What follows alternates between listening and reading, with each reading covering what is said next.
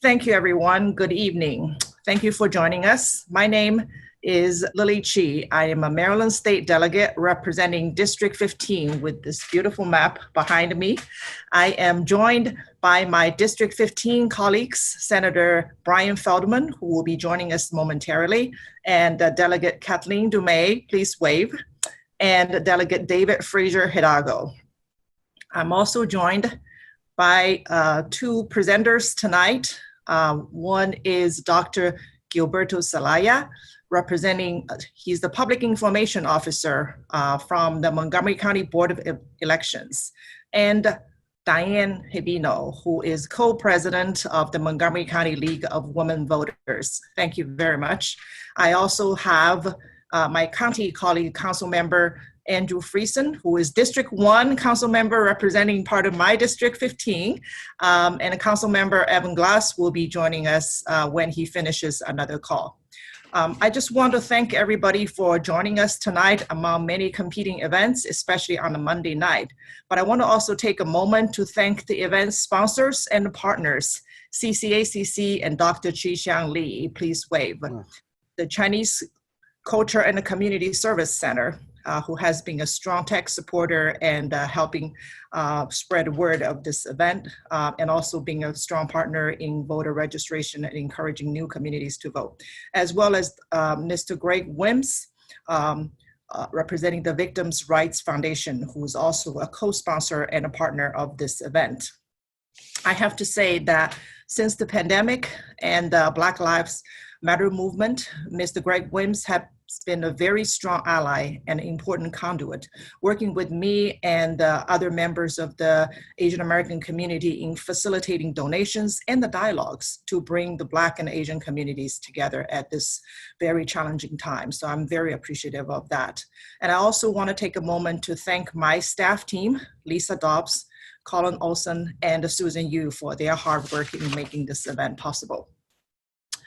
As I was preparing for tonight's program, I was reminded that I became a US citizen just about 20 years ago, just in time to cast my first vote in the 2000 presidential election between Al Gore and George W. Bush, which taught me a big lesson about the importance of making every vote count, and also about what votes got counted and or not. Because of that, I have never missed a single vote and have made encouraging voting part of my life's work. And now we are facing another historical election in a historical year, which is not only the 100th anniversary of the women's suffrage in America, but also in the middle of a global pandemic. I think we can all agree that the stakes cannot be higher for the presidential election.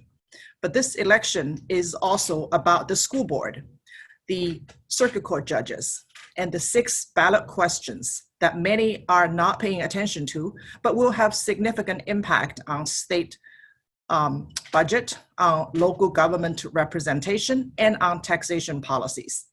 So today, I'm pleased to have both the Board of Elections representative, Dr. Gilberto Zelaya, and Diane Hibino, who represents the League of Women Voters, here to explain how we will be voting and what we will be voting on, especially the ballot questions.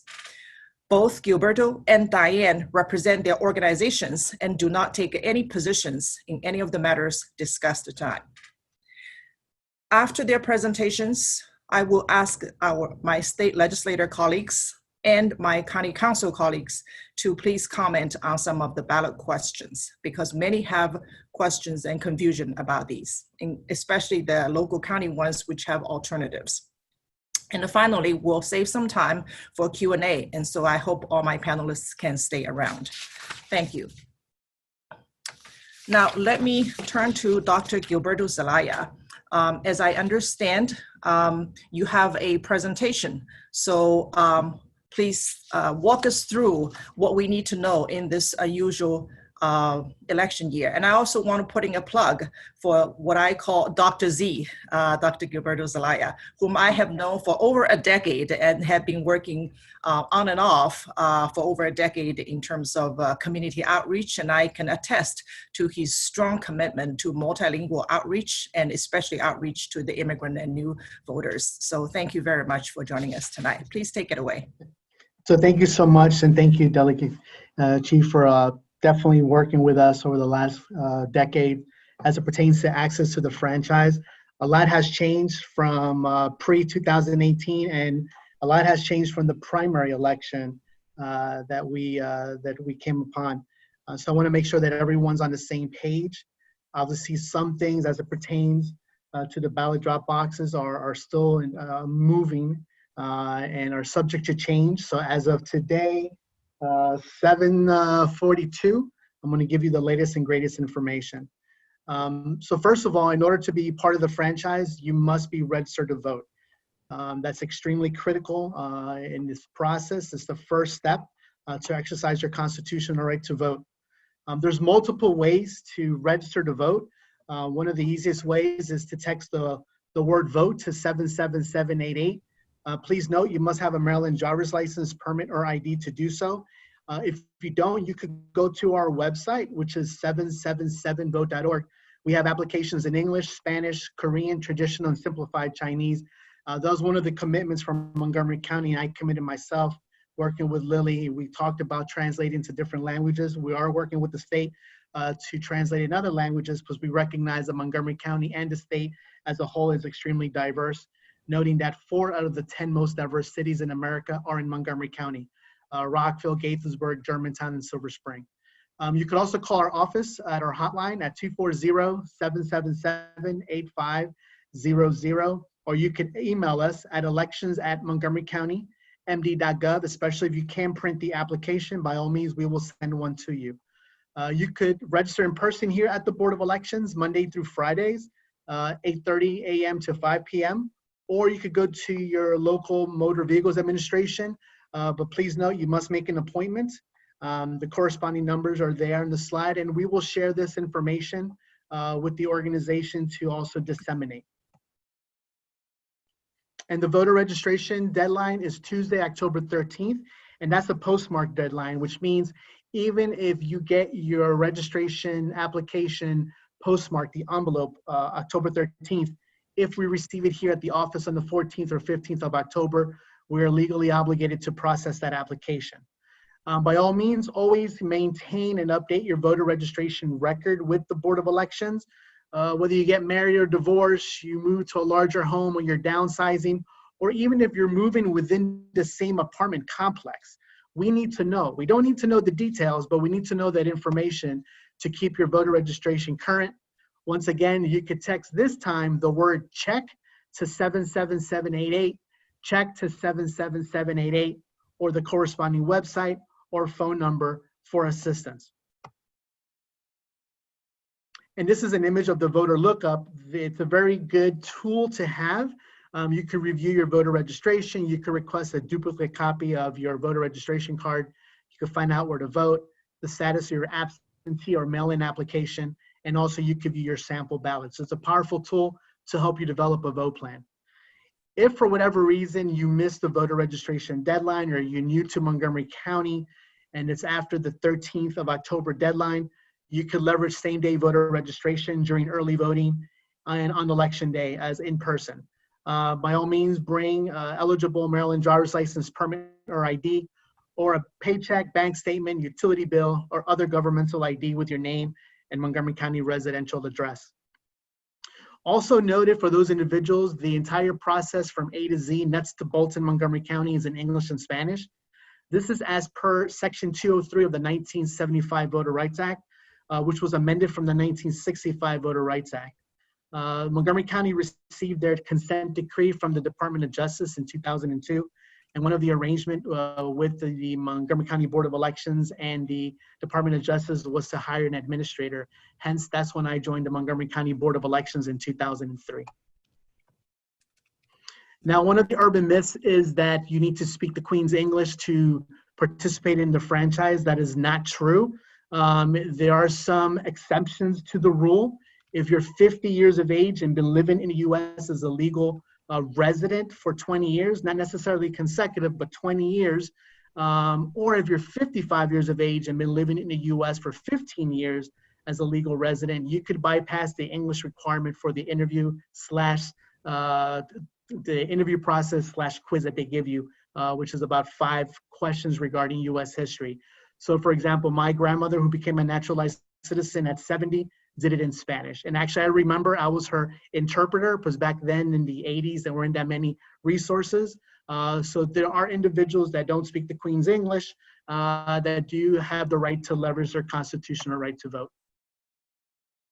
Now, for those individuals voting after a criminal conviction, once they have completed their sentence of imprisonment, and even if they're under probation, they can re-register and join the franchise. Only if you've been convicted of a felony of buying or selling votes that you lose that privilege. But even if you're on probation, you can rejoin the franchise. Contact our office if you have any questions. By all means, we're here to serve. Now, regarding vote by mail and COVID-19, we highly encourage individuals to vote at the comfort and the sanctity of your household. By all means, the application must be received here at the Board of Elections or submitted online by October 20th. This is a really important nuance. The voter registration deadline is a postmark deadline of October 13th. The mail-in request is a receive deadline or a hard deadline of October 20th. So if you mail in your request to vote by mail, about 2 weeks ago, everyone received this purple edge application. If you decide to return with your return envelope on the 20th and it's postmarked the 20th, if we receive it on the 21st, it's not timely. So by all means, the mail-in application is a hard deadline. The voter registration is a postmark deadline. So that's a nuance that you should be cognizant about. So for those individuals who applied after the 6th or before this mail-in application came in, there was a lot of confusion. By all means, if it's been several weeks since you submitted your request to vote by mail, please send in the application. Be patient with us. As of today, we've processed over 200,000 mail-in application, have about maybe 85,000 in the pipeline. So we're working 7 days a week trying to serve our electorate. So please be patient. Once again, you could text the letters VBM to 77788 to apply, and you could check your status by texting the word check to 77788. And in the application process, there is the option of requesting an internet delivery. Now, there's some confusion. You're not going to vote via internet. That's full disclosure. What you do is actually, when you submit to vote by internet delivery or web delivery, it was really created for our military personnel and Americans living overseas in countries with the postal service or voters with special needs. If you live in Rockville or Gaithersburg, I highly encourage you vote through traditional ballot so we can mail you the packet. The reason is so forth. Number one, once you receive the login and password from the State Board of Elections, you're going to have to download that ballot and all the corresponding paperwork and instructions. You have to print your ballot, and you must use your own printer, your own toner, and your own paper. Once you do that, you also have to provide your own envelope, and you also have to pay your own postage. So there's multiple steps that you have to take to exercise that right via web delivery.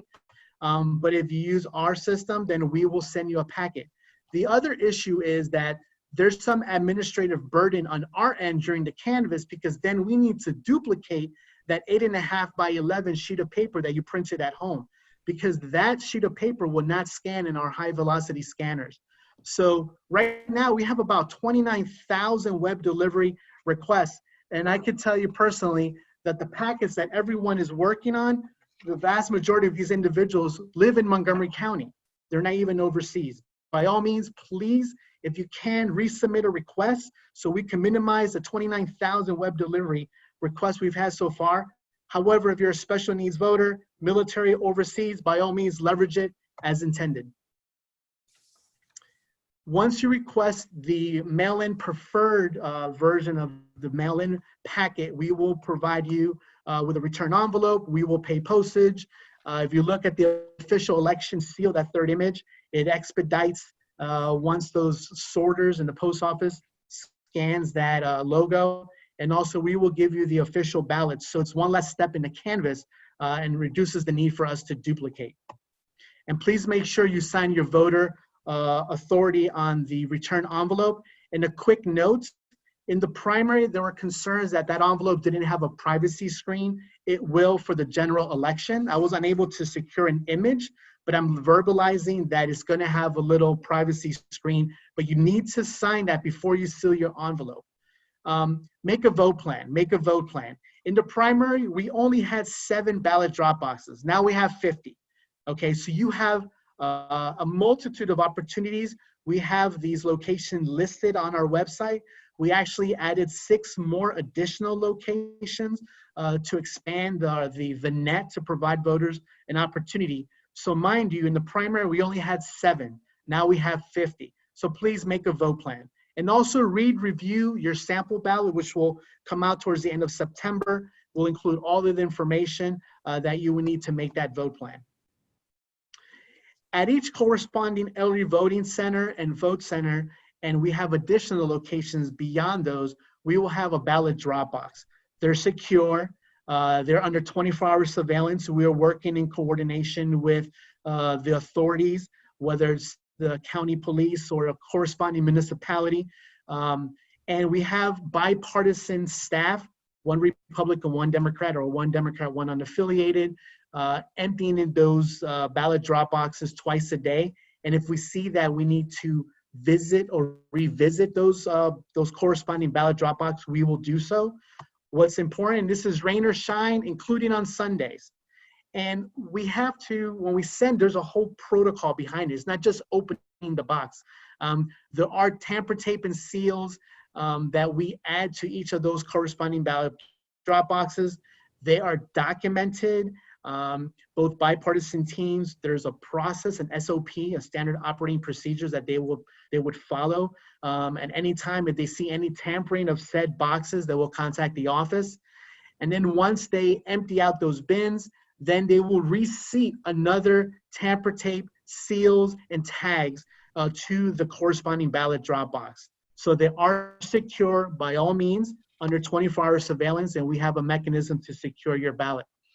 Now, once those ballots come back into the office, we're going to hold off as a public health measure from touching them, even though our staff are wearing masks, gloves, face guards, etc. But we're going to hold off for 24 hours. And then once that 24-hour clock passes, our staff will date stamp, sort, and scan as received. So if you look at the bottom right-hand corner, that was actually my ballot that they scanned. And that evening, the State Board of Elections will update my corresponding status of my ballot as accepted. Earlier, it will say sent or application received. So you could follow the whole process of your mail-in ballot. Once it's scanned in, once it's scanned in as received, then we will introduce into the canvas. Historically, canvas will start the Thursday after Election Day, which would have been November 5th.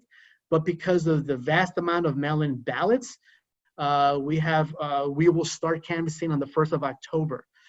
So once those batches go to our canvas teams, they're bipartisan. If you note the picture, there's always a Democrat or Republican at any given time. And once they're processed, we will incorporate them into the canvas and count it. Now, for those individuals who have a desire to vote in person, we will have ballot drop boxes at all of our 11 early voting centers from October 26th through November 2nd from 7 a.m. to 8 p.m. These are the locations listed throughout Montgomery County. I won't go through each one of them. We will share the notes afterwards, but we have 11 identified and approved early voting locations as per the Montgomery County Board of Elections and the State Board of Elections. And each of the corresponding locations will have a ballot drop box. Then on Election Day, November 3rd, we will have 39 vote centers. Those 11 early voting centers mentioned will be converted to vote centers, and we have consolidated the 248 polling places to those vote centers. In addition, we will add Montgomery County Public High Schools, except Thomas Edison High School, to that fold. And in addition to the 25 high schools and the 11 early voting centers, which will be converted to vote centers, the board, our board, Montgomery County Board of Elections, board members recommended the White Oak Senior and Community Rec Center the Nancy Dasick North Potomac Community Rec Center, and the Marriott Hotel Montgomery County Conference Center to that complement for a total of 39 vote centers on Election Day, Tuesday, November 3rd, from 7 a.m. to 8 p.m. If you are in line by 8 p.m., you have the right to cast your vote, even if there's a lot of individuals waiting in line. So please be patient. Now, if you do request to vote by mail, and for whatever reason you decide to vote in person, you will need to vote a provisional ballot. There's no way around that. You've made the request. In the electronic poll book where you're listed as a voter, it's going to note that you requested a ballot. We don't know if you mailed it in. We don't know if it's in your pocket. We don't know. You're going to have to vote provisional, and then we will do our due diligence and do the research to either accept your provisional or your mail-in ballot. But please note, voting twice is illegal, and you cannot submit a provisional or a mail-in ballot. Simple as that. And at each vote center and early voting center, we will have ballot marking devices. As a voter, you will be given an option to vote a paper traditional ballot or a touchscreen, which is known as the ballot marking device. It eliminates unclear marks, eliminates overvoting. If you have some issues with your vision, the great thing about the ballot marking device, it does provide individuals independent voting. For those special needs voters or individuals, if I remove my glasses, I can't read normal fonts. What's going to happen is you can utilize your sip and puff equipment that you use for mobility or to become an independent individual. You could connect that to the ballot marking device to vote independently. The other benefit about the ballot marking device, it does have audio in English and Spanish. You could speed up or slow down the audio so you can listen carefully, and you can use the tactile screen. You have low or high contrast, grayscale, especially for colorblind voters. You could magnify your ballot by 35%. And also for blind voters, you also have the audio tactile keypad, which will help you navigate through the electronic, the ballot marking device. Now, voter assistance. So any type of assistance, if you need assistance for your mail-in assistance, you have the designation of agent form. You could request that from the Board of Elections or the State Board of Elections. There's a whole process if you will become an agent for the individual to pick up or drop off their ballot. There is the voter assistant form that will be in your official mail-in ballot packet. If you're providing assistance for the voter to cast their vote, that individual must fill out the voter assistant form.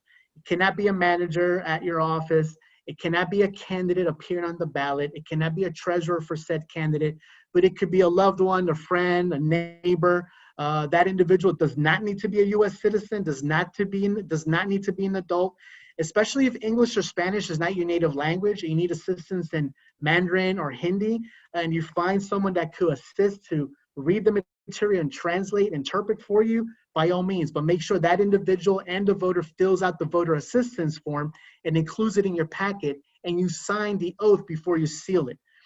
You can also call the Board of Elections at 240-777-8500, or you could come to our office, request your mail-in ballot, and you could vote it here at the office in Montgomery County when ballots are available. And then also you have your sample ballot, which gives you instructions from nuts to bolt, A to Z of what we discussed today. Now, if you need assistance in person, if you're not voting by mail, we have our poll workers, we have staff, we have voters that could assist. If you bring a family friend or if a voter assists during in-person voting, they must fill out the voter assistance form. We also have the language line, especially for those languages beyond Spanish and English. We are right now trying to recruit bilingual election judges. And also you have your sample ballot. You could bring that to the polls, and that will be mailed out towards the end of September, the end of this month. And we need bilingual and non-Democrat poll workers are needed. We have a multitude of poll workers registered under the Democratic Party. We need other individuals, unaffiliated, libertarians, etc., to have that political balance in our vote centers and early voting centers. Individuals can earn up to $310 or 25 student service learning credits. We have part-time, full-time positions. PPEs will be provided.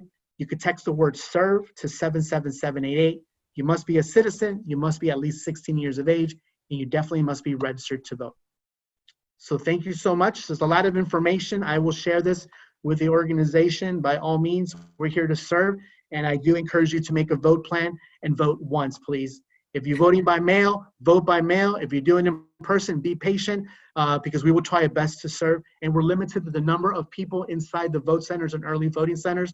So do your due diligence, make a vote plan. Thank you so much, Dr. Z. You packed so much information in short amount of time, and that was amazing. Thank you very much.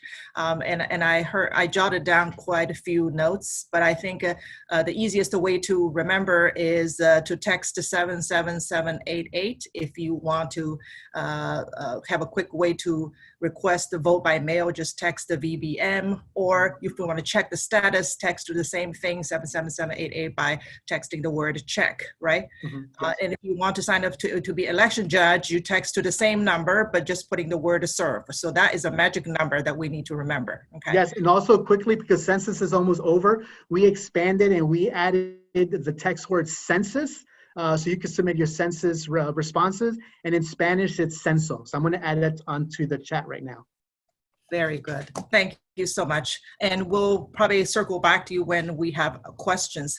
And now that we have covered how to vote and when to vote, I'm going to turn to Diane Hibino, representing the League of Women Voters, to walk us through the what we're going to vote on, especially the 6 ballot questions. So Diane, thank you so much for joining us. I know the League of Women Voters has been doing tremendous work in voter engagement, education, and outreach to keep us informed. I have personally found the Voter's Guide tremendously helpful. So please tell us a little bit about your work and how this year is different and what we can expect. Thank you. Okay, first of all, thank you, Dr. Zelaya, for your presentation, because it is very similar information that we also use for our education efforts with the voters. So thank you very much. You're welcome. So as Delegate Chi explains, the League of Women Voters has been doing this for some time now. This year is our 100th anniversary, not only of the women's right to vote, but also the founding of the League of Women Voters, not only in the US, but here in Montgomery County. So we've been around a long time. And the reason the League was even formed was because the women, the 20 million women who now had the right to vote in 1920, needed to know who the candidates were, what the issues were. And so the League was formed to educate those women, and of course men, to as to who the candidates were and what the issues were. So when I say the women got the right to vote in 1920, I just want to make sure that everybody realizes that African American women, Native American women, us Asian American women were not given the vote that year. It took many years later, and finally with the Voting Rights Act in 1965, everybody was really given the right to vote, and there was suffrage. So today we have that right, but not everybody takes advantage of it. Voting, I feel, is both a privilege and a responsibility. And I think that we need to know, both here in Montgomery County and around the state, what it is that we're voting for. And we need to make sure that our friends and neighbors are out there voting too. The League knows that there are lower turnout areas in the county. And so we produce this voter's guide. Just show you, this is from the primary. We're doing it again for the general election. And because of COVID, instead of distributing them through the libraries and county offices, we are mailing nearly 70,000, hang on a second, sorry. We are mailing nearly 70,000 copies out, and we will have some for distribution. So if there are organizations that would like some of these copies, we'd be happy to give it to them. And also we educate voters through candidate forums. We'll be holding one for the Board of Education on October 5th. We are staffing a hotline in English and soon in Spanish, and we have information on our website. So the League is hard at work, and I think all of you who are listening know who the candidates are, the positions that are on the ballot. I'm just going to go over them quickly. President, all three U.S. congressional representatives, circuit court judges, and the Board of Education, as I just said. But farther down on the ballot comes the ballot questions.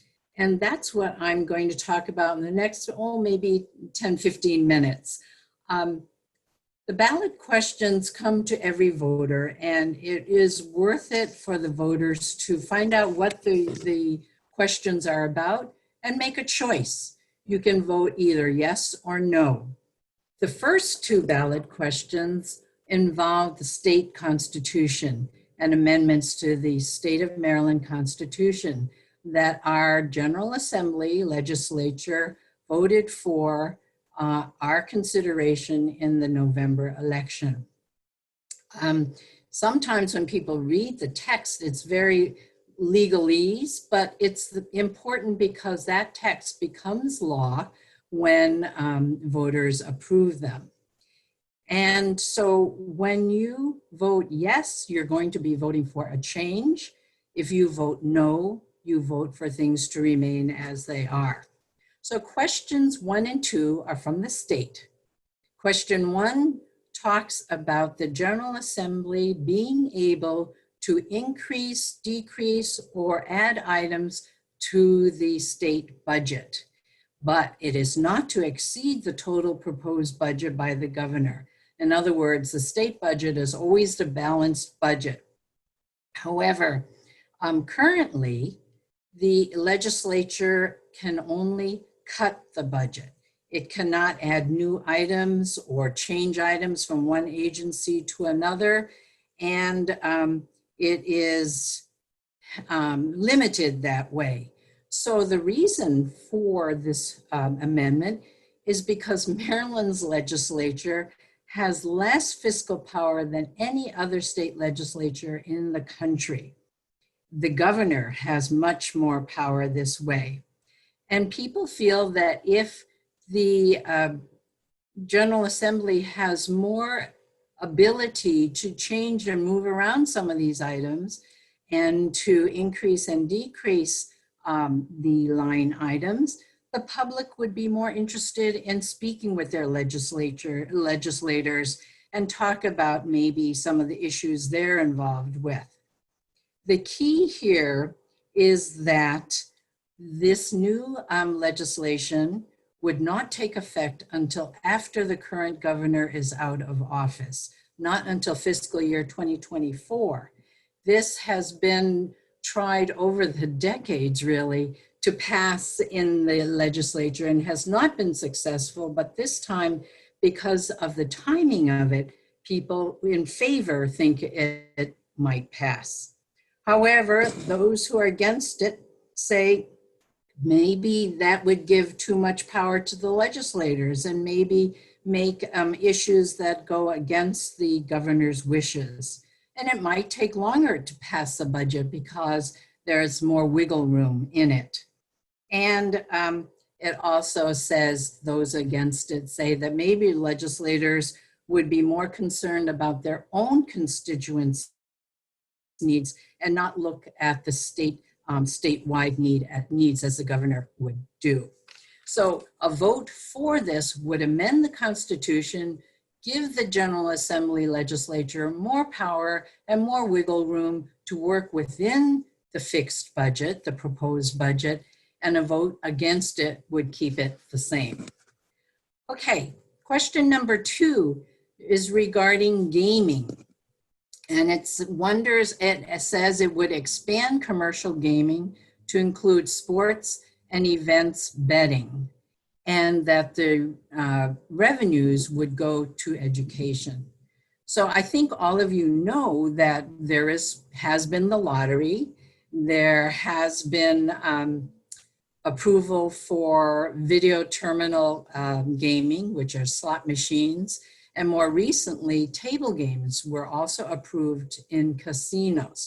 Well, this one in 2020 approves the betting on games and matches in sports by colleges, by professional teams, and it has one, however, limitation in that even with a yes vote, the Maryland Lottery and Gaming Control Commission would still issue guidelines as to who can apply, the forms, how it's conducted, and the locations. Also, there's legislation for a study whether there's a reason to assist women and minorities in this industry. And this study is due next month in October before the vote. So those in favor say 14 other states have such gaming abilities. And they're also saying that right now, sports betting is going on, but it's illegal. So maybe if we legalize it, it might reduce criminal activity. And they figure that Maryland could raise maybe $20 million for education this way.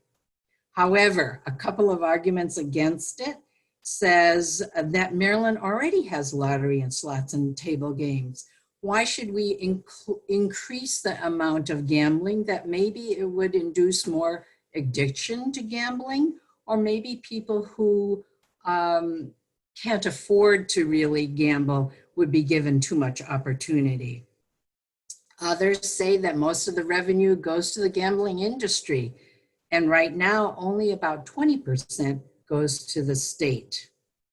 And finally, they're saying that they would be against it because perhaps the fans would be more interested in the outcome of a game or a match because they've placed a bet, as opposed to looking at the sports and the athletic part of any of these games or matches. So again, voting for this would include sports betting. Voting against it would keep the gaming and betting as it is right now. Okay, so now there are 4 ballot questions at the county level. The first 2, questions A and B, have to do with property and real estate taxes on your property. And it would change how the county council levies taxes on property, because right now, the property taxes are levied based on the revenue that comes in for the taxes. And the current year must not exceed the prior year's revenues unless there's a unanimous vote by the county council. So this question A says, we are not going to look at it by revenue. We're going to look at it by tax rate, because the revenue is more constrictive, and every year, in order not to exceed the revenue from the previous year, the county must calculate the tax rate. Sometimes it goes up, sometimes it goes down, and that kind of is confusing at times. So what are these taxes used for? I'm just reminding you that these taxes are used for our schools, for public safety, for health, for social services, and the libraries. That is something that we all use. Okay, so again, I'm trying to keep it simple so people understand. So a vote for this amendment would make tax rates the defining parameter for your taxes on your property, as opposed to revenue. And the rates cannot go up from the year before unless voted on by a unanimous vote. Those say this is a simpler way to look at taxes. Another reason in favor would be that the county would benefit from an increase in property values and an increase in tax base. And some have done the study and say that if we had used a tax rate for the last 3 years with the current increase in property values, the county would have collected $100 million more for taxes for all the services the county offers. However, the argument against says, if the property values go up and the rate is fixed, then my taxes might go up for my property and I would have to pay more taxes. And also it's saying that maybe higher taxes would discourage people from moving into the county or encourage other people to move out of the county. So again, a vote for this would mean that the taxes raised on our property would be based on a rate that's fixed and not revenue, but it would not exceed the prior year. And the vote against would keep on using revenue as the standard. Question B is also on property taxes. And this one says that it would prohibit the council from increasing revenues from its previous year's tax revenues, plus of course the consumer price index, period.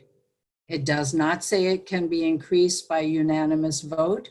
It just means that it cannot be increased at all. So as I said previously, now the council can increase tax revenue if it has a unanimous vote. And those in favor of this amendment say, well, taxpayers would save in case the tax values go up. Also, they would encourage the council perhaps to be more fiscally conservative because the spending would be more limited because fewer taxes would come in. Those who are against this say this is not fiscally sustainable and that because the county would be restricted by the amount of taxes brought in, it might have to reduce or eliminate some of county services. And it could limit our reserves and affect our bond rating. And it also prevents the council and the county from benefiting from an increase in property values and tax base in our county. So a vote for this would limit the revenues to the prior year revenue and would allow for no increase at all in taxes from our property. A vote against it would keep the system the same as before, which would allow for a unanimous vote for an increase if needed. Okay, so now the last county amendment to the charter involves the makeup of the county council. And I'm sure you all know that right now we have 5 districts and 4 at-large seats, making a county council of 9 members. And this amendment, question C, would increase the council to 11 members. It would keep the 4 at-large seats and would add 2 more districts to the county council. It would, currently, right now, we have over 200,000 residents represented by 1 district. With the 7 districts instead of 5, it would go down to 150,000 residents represented by 1 district, which is better because if you compare our ratios with our surrounding counties, ours is one of the highest number of residents per district. In other words, we have many more people with only 1 representative for a district. And some say that voting for this would increase responsiveness of the members of the council and maybe even increase the diversity of its members. And voters would still be able to vote for 5 members of the council, 4 at large and 1 for a district. Those who say are against it say 11-member council would cost taxpayers more because there would be more staffing and more office space needed. It might make decisions more difficult. If 9 people can't decide, who will say that 11 people can't make decisions? It might be harder.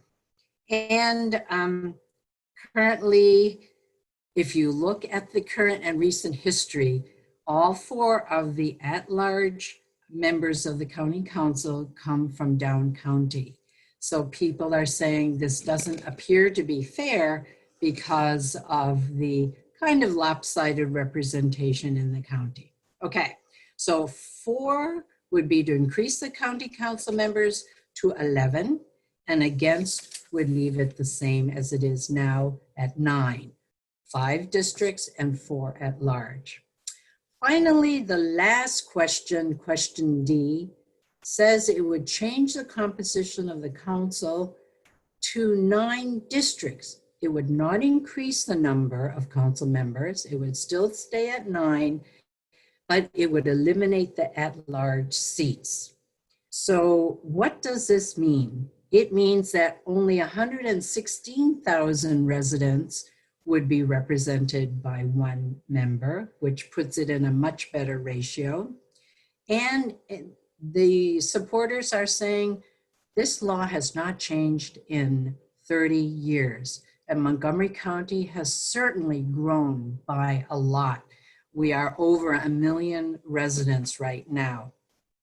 And we, compared to our neighboring jurisdictions, have very poor representation per district because of their current setup. And it would also mean that each district would be equally represented throughout this large county. And it might increase the responsiveness to local issues and may lead to more diversity on the council.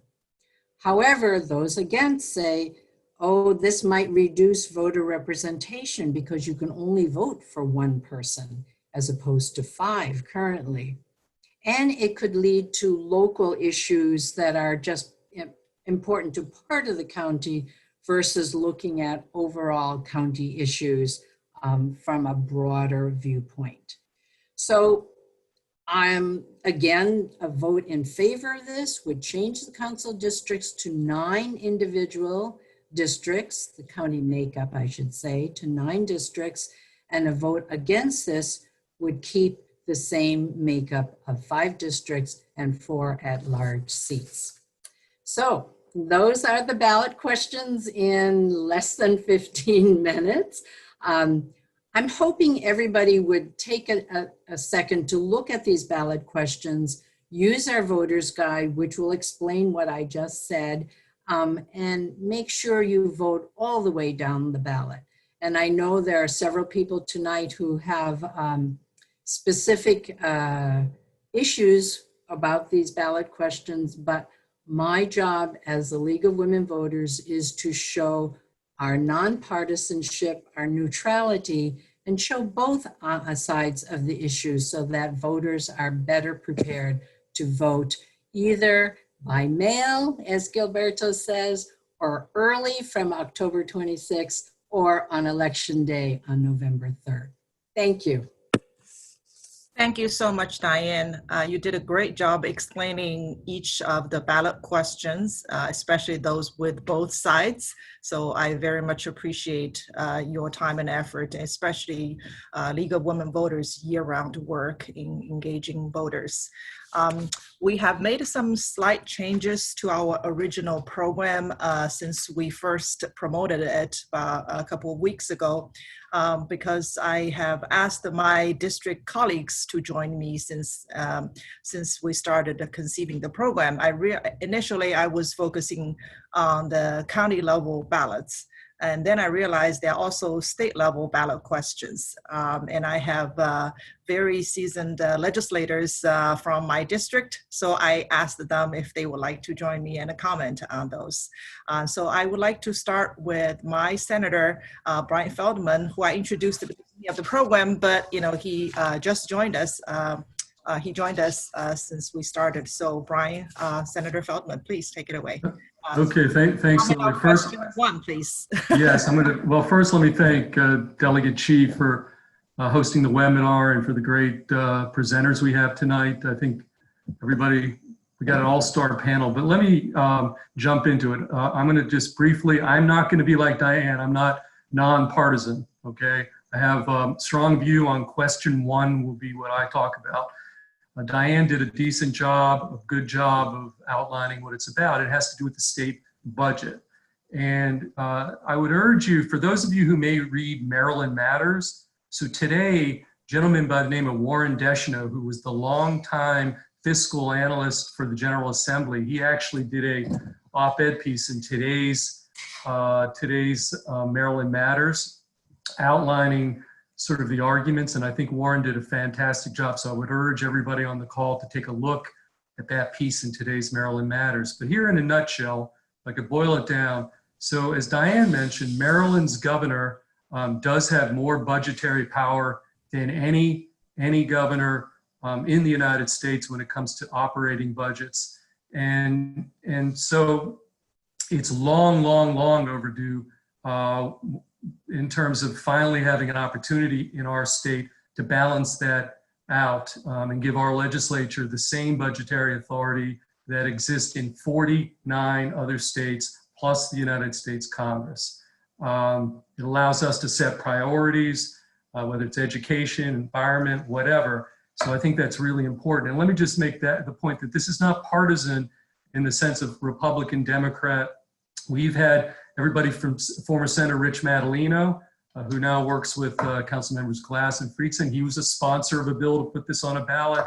And our current health secretary, Republican former Senator Bobby Neal, who's now the Secretary of Health, similarly sponsored legislation in prior years to try to put this on the ballot and change things. So we already have the ability in Maryland in the legislature to do certain things and shift things around when it comes to our capital budget, subject to overall limits. But when it comes to the operating budget, the governor has this budgetary process in place since the Constitution was changed back in 1916 that gives the governor, one person, a ridiculous amount of power and leverage. So the General Assembly, as Diane mentioned, cannot add priority items, can't shift things around, it can only cut. And it really makes no sense at this point, and it's resulted in a lot of gimmicks and games between the General Assembly and the governor. So having one process for the capital budget and a completely separate process for the operating budget is, number one, nonsensical. Number two, when I talk about games in the operating budget, so two things the General Assembly does to respond to all this power the governor has, it fences off money. It says, we're going to put money in the budget in a separate fenced off category. And if the governor wants to spend it, he can only spend it the way we want him to spend it. And that's a lot of nonsense too. And it ends up with the governor and the legislature trading barbs politically. It's not good for the people of Maryland. Similarly, it also then forces the General Assembly sometimes to pass mandated expenditures, saying we require the governor in future years to spend money on X, Y, and Z, which might sound good, but in the future that limits the flexibility of our operating budget in ways that are actually very counterproductive. So that's a second thing that I think is really not very well thought through. And then finally, critics will say that Maryland is one of only 13 states in the United States that has a AAA bond rating.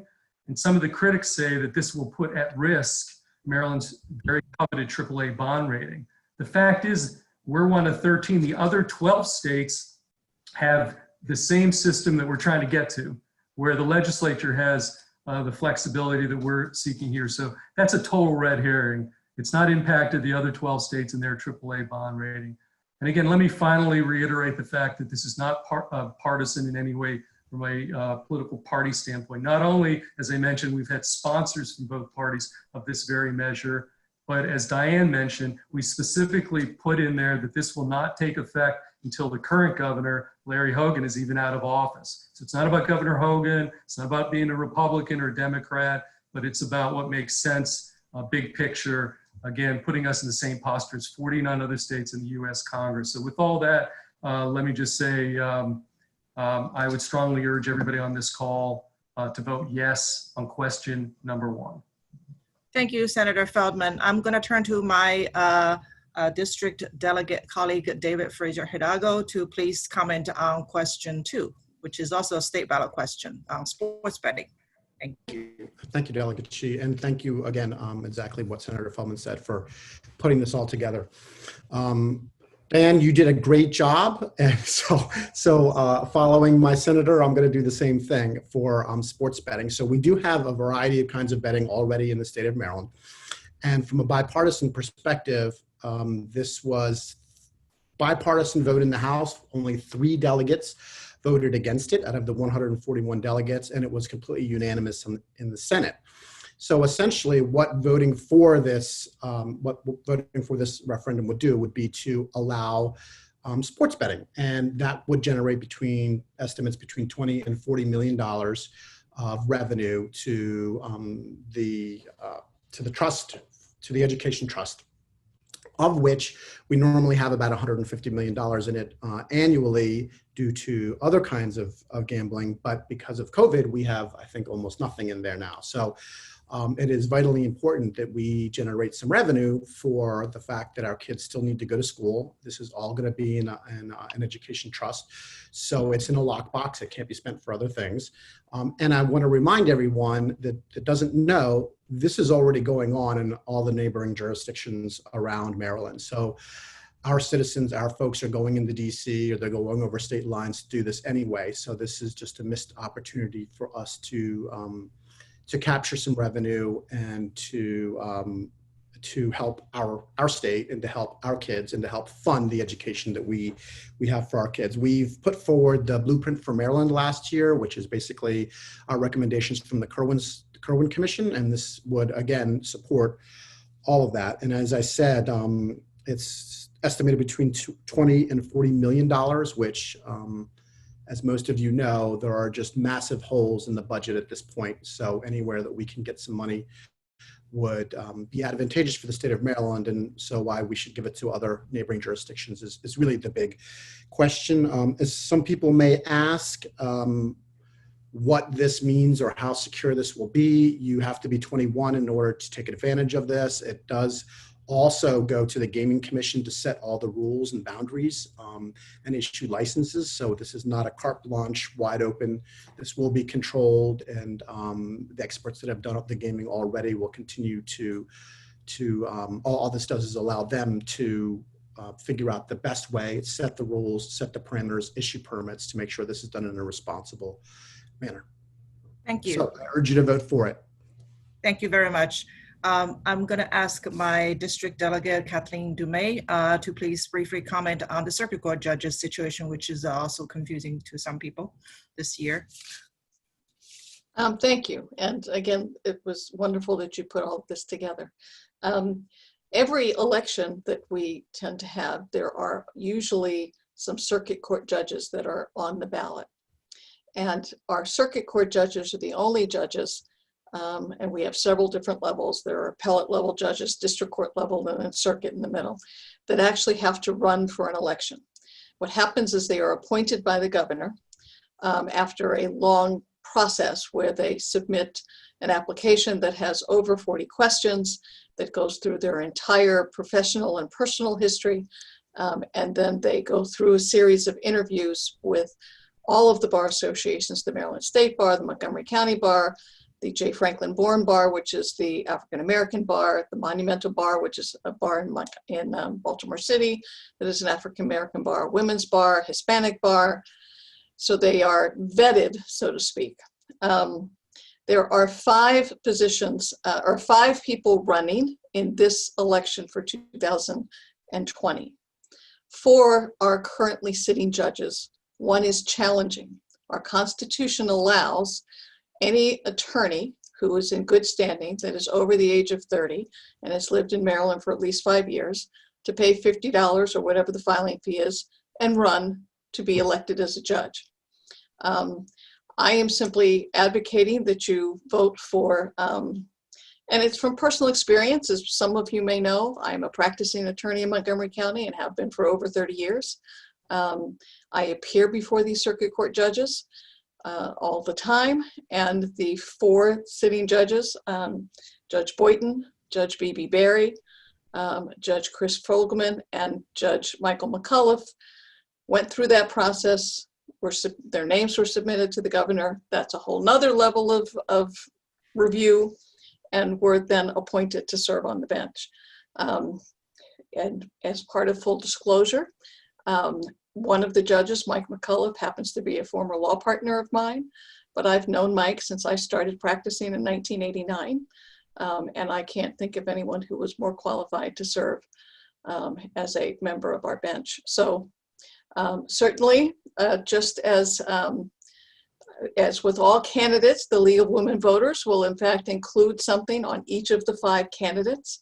But I certainly, again, this is a nonpartisan election. It is a very odd it's an anomaly in our election process, because in the primary, all 5 candidates, in fact, in the primary there were 6, appear on the Democratic primary ballot and on the Republican primary ballot, though it is not a partisan election.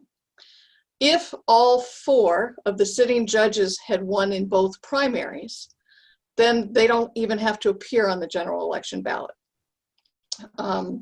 But in this one, the challenger was one of the top 4 in the Democratic primary, which means they all have to run again in the general. Just so that you're also aware, there are other judges that are on the ballot, but they are appellate level judges, and they run for what we call only a retention election. It cannot be contested. No one can file to run to be an appellate judge. So it's just a yes or a no on the appellate judges. I have been working on legislation for over 20 years, long before I was even in office, trying to get Maryland to do what many, many other states have done and get rid of these contested elections. It's a separate branch of government. It really is one that I think we should have an appropriate vetting process, and then have an approval by the Senate, which is what happens with our appellate judges. So happy to answer any questions anytime about the sitting judges or about the judicial election in general. I do feel very strongly, as I think I've said, but it is, I think it's an anomaly in Maryland, but I can certainly vouch for all 4 of the members of the current bench. Thanks for giving me the time to talk about it. Thank you, Delegate Dumais, for explaining. Now, finally, I'm turning to my council colleagues who offered alternatives to the ballot questions at local level. So I'm going to start with the council member, Andrew Friesen, to start talking about question A.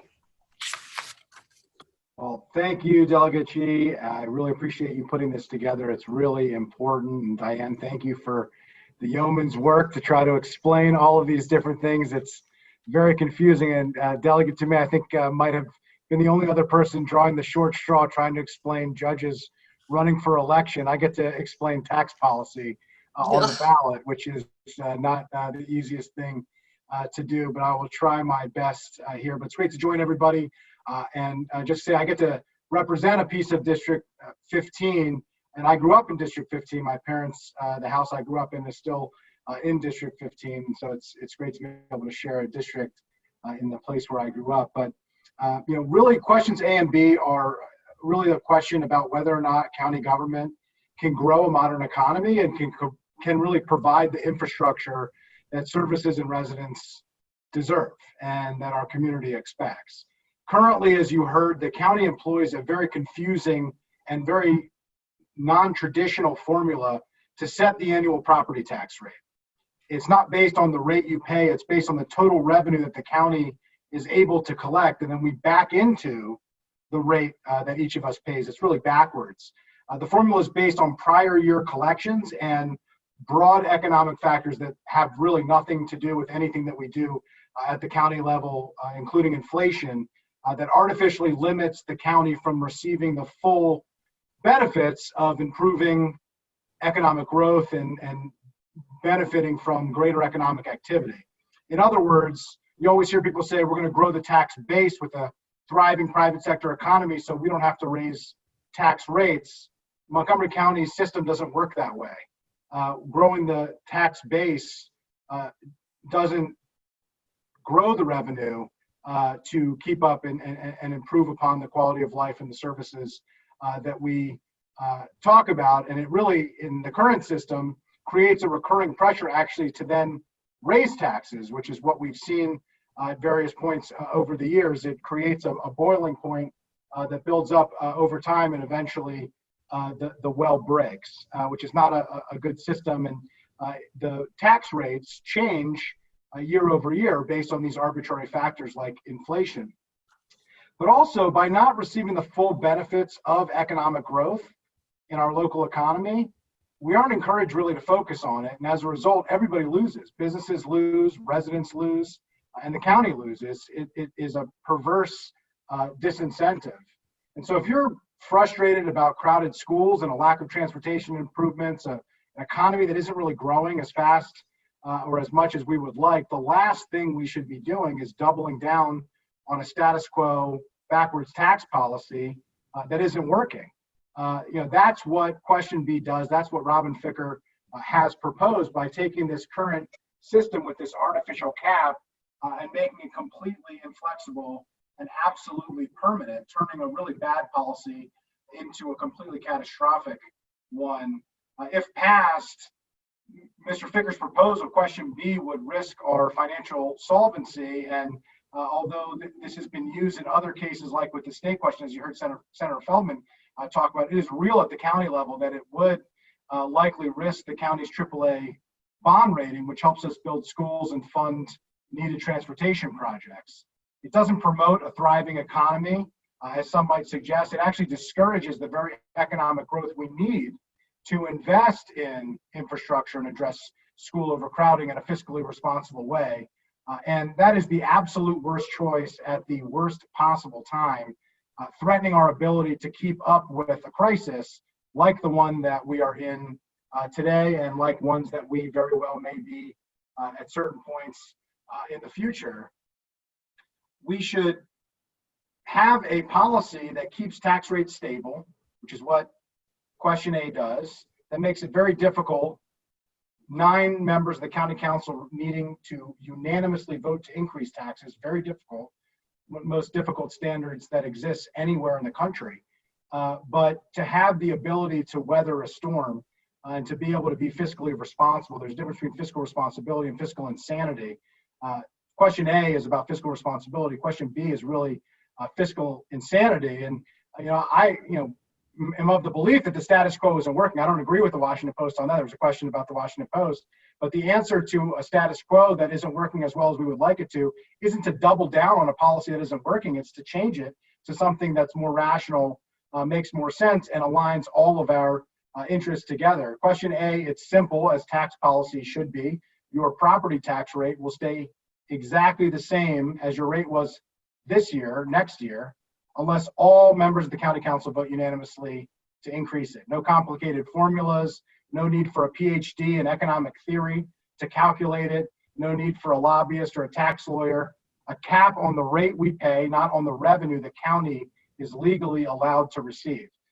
Tax revenues would only increase when they should, when the tax base grows. When the economy grows, we get rewarded by more resources for an improved quality of life. If the economy goes down and the assessments and the values of the properties go down, the county would receive less money, which is appropriate as well. We'd be forced to tighten our belt accordingly. The more our economy grows, the more the county will be able to invest in schools and in transportation, everyday services, without raising tax rates. It's clear, it's fair, it directly aligns the county's financial footing with the strength and success of the county's businesses and the county's residents. I'll just close by saying that question A is betting on Montgomery County. Question B is betting against Montgomery County. It's doubling down on a status quo that isn't working. Question B is bad, it's backwards, it's broken, and it's bankrupt. Question A is the answer. I hope that you will vote for question A and vote against question B. Thank you. Thank you, Councilmember Friesen. Now I'm going to turn to Councilmember Glass to comment on question C. I think C and D are a pair. Thank you. Well, thank you, Delegate Chi, for hosting this conversation. Thank you to your incredible District 15 team. I appreciate all the work that you all do in Annapolis and the leadership roles that each of you have in your policy areas. And Diane, thank you for laying out everything so that I don't have to. And after I say thank you to everybody, I'll be really brief. And then finally, Dr. Z, thank you for your hard work to make sure that every vote is fairly counted in this upcoming election. And you have hard work ahead of you as well. So you've heard particularly from Diane about questions C and D, and I will just be pretty brief here. Right now, every resident of Montgomery County gets to vote for a district council member and for 4 at-large council members, which means you get to vote for 5 council members. People you can call to talk about your pothole, talk about fixing a street light, talk about fixing environmental policy or tax policy. The 5 members of the council who you vote for are there for you to work for you and to listen for you. And over the 30 years since this council system has been created, where we have 5 districts and 4 at large, during those 30 years, the population of Montgomery County has grown by 50%, 50. And that has resulted in us having some of the largest districts, as Diane mentioned, in the DC region. And you might think that question D, to create 9 districts, is a suitable answer, but I'm here to say I disagree. And there are 2 main reasons why I do not think that 9 districts is the best way to move forward. First, establishing 9 districts would create a parochial system here in Montgomery County, which would directly pit our communities against each other. And a second reason is that 9 districts would diminish every one of your voices by going from 5 people you get to vote for down to only 1. That's an 80% reduction in your representation. And it is because of that I introduced question C. And what question C does is it recognizes our county has grown and continues to grow. And the best way to bring democracy closer to the people of Montgomery County is not by switching the chairs and switching the seats. It's to enlarge our democracy and enlarge our representation here in Montgomery County. And so if we adopt question C, we will be going from 9 members of the council to 11 members of the council. We'll be going from 5 districts to 7 districts. And what that would do is create districts that are much more in line with other jurisdictions in the DC region. Now, when we look at jurisdictions in the DC region, I think it's important to note that in the District of Columbia, Washington, DC, they have 8 districts and 4 at-large seats. In Prince George's County, for decades, they had 9 districts, which is exactly the proposal that is on the table. So they had 9 districts, but in 2018, they recognized that wasn't the best situation. So they increased the size of their council to 11 by adding 2 at-large seats, recognizing they needed some county-wide perspective to help balance out the council. And so I think it's important to take some cues from Prince George's County, recognizing that 9 districts wasn't working, and they added at-large seats. And then here, even closer to home, if we look at the 2 largest municipalities in Montgomery County, the cities of Gaithersburg and the cities of Rockville, the city councils within those municipalities elect their members, all of whom are at large. So there is important precedence and important government work that's being done throughout the DC region that I think we need to take note of. And there are also important points. Some people are saying that 9 districts would improve diversity on the council. Well, the fact of the matter is, this is the most culturally diverse council we have ever had in the history of Montgomery County, the most culturally diverse council. We have 2 Black members of the council, we have 2 Latino members of the council, and we have the very first LGBTQ+ member of the council. And of those 5 individuals, 3 of them are at large. So when we talk about cultural diversity, it's important to note that 3 of the 4 at-large members fit that description currently. And so I'll just end by saying that if we want truly representative democracy and we want a responsive democracy here in Montgomery County, I think the best way to do that is to expand our democracy, to recognize that in the 30 years we've had this system, it's time to expand it to meet the population and the needs and the demands that we have today. That is question C. And so, I do not have any alliterative slogans to share with you, but I am supporting question C and not supporting question D. It's also important to note that the opponents of 9 districts include the former county executive, Ike Leggett, the former Republican Congresswoman in Montgomery County, Connie Morella, came out today and she opposes 9 districts. The Washington Post opposes 9 districts. The teachers oppose 9 districts. And so I ask that you support 7 districts, increasing the council, question C, and oppose 9 districts. So Delegate Chi, I'll turn it back to you. Thank you very much. Thank you all for a very thorough job explaining a lot of things that voters need to know. We are running a little short on time, so I'm going to be efficient with my Q&A as much as possible. We received a few questions pre-submitted, so I'm going to start with that. A very easy one is, Diane, how can people have access to the voters guide from the League of Women Voters? Lily, I put the website of the League of Women Voters up in the chat. And again, it is lwvmocomd.org, lwvmocomd.org. And we will have our voters guide up at the end of September, and you will be able to see all the candidates and their responses, as well as explanations to the ballot questions.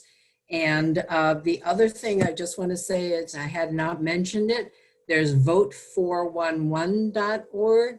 That's national. So if your friends and family live elsewhere, they can go to vote411.org and just put in your address and you can find your candidates and the ballot questions as well. Excellent. That will go live later next week. Thank you very much. This is very helpful.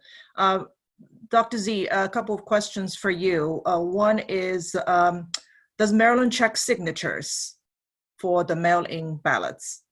So we check that there is a signature, and if there's a missing signature, we will do our due diligence.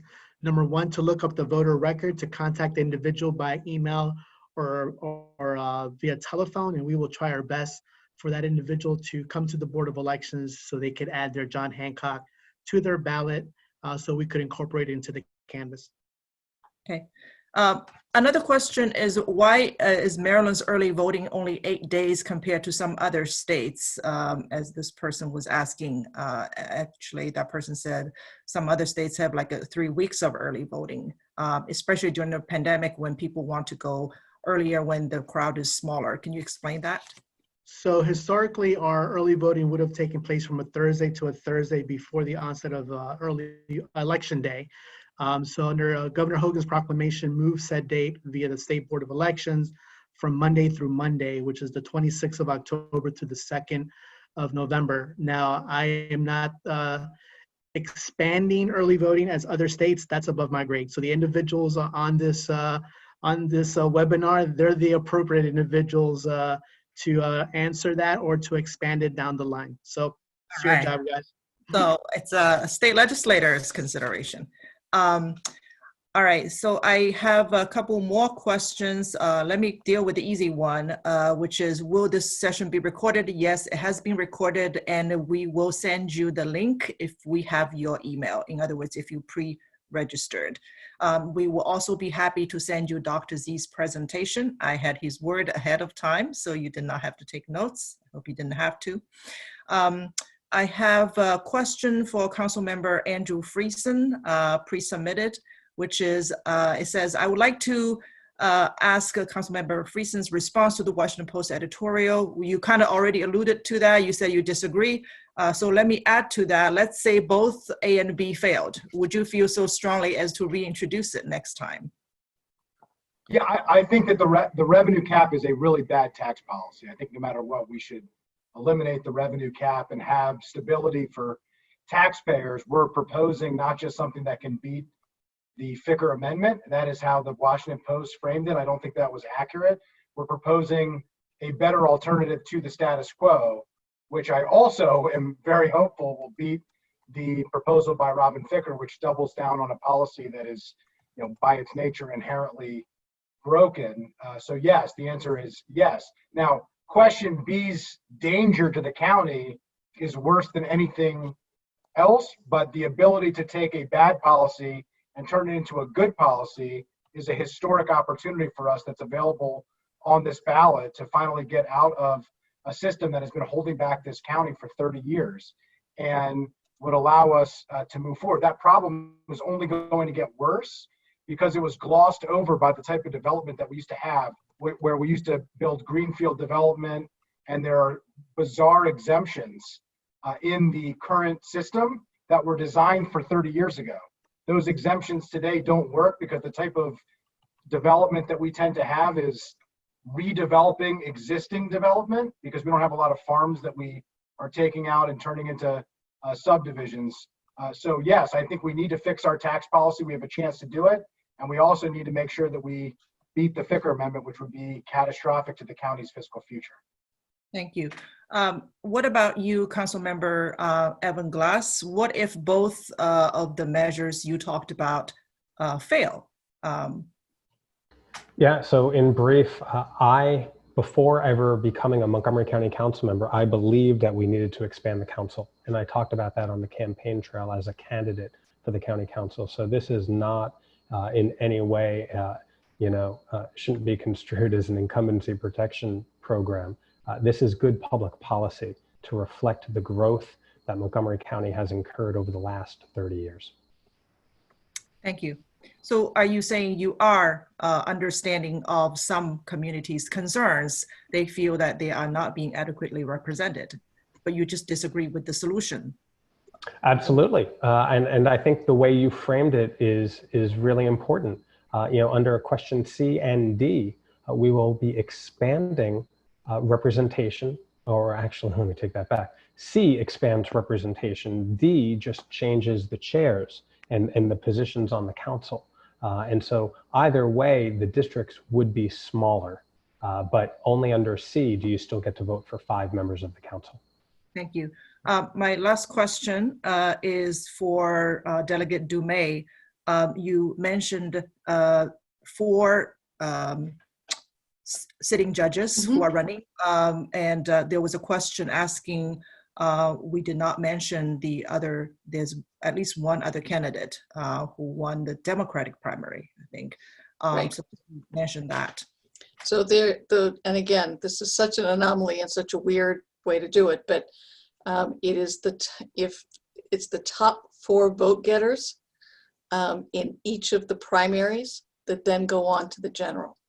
So in the primary, there were 2 challengers. One challenger did not win enough votes in the Republican or the Democratic primary. So as a result, his name was Mr. Johnson. He will not be on the general election ballot. Miss Marilyn Pierre was one of the top 4 vote getters in the Democratic primary. And as a result, on the general election, there will be 5 individuals listed in the judicial race. It'll be the 4 sitting judges and Miss Pierre. Okay, thank you. There was a question about what actions could the county council take to ensure greater gender and geographic diversity. That's actually an election question. It depends on who chose to run. The council cannot decide who's the next council member. We have to decide, voters have to decide, the citizens have to decide if they want to run and if they want to support diversity. Nobody says election ensures equity.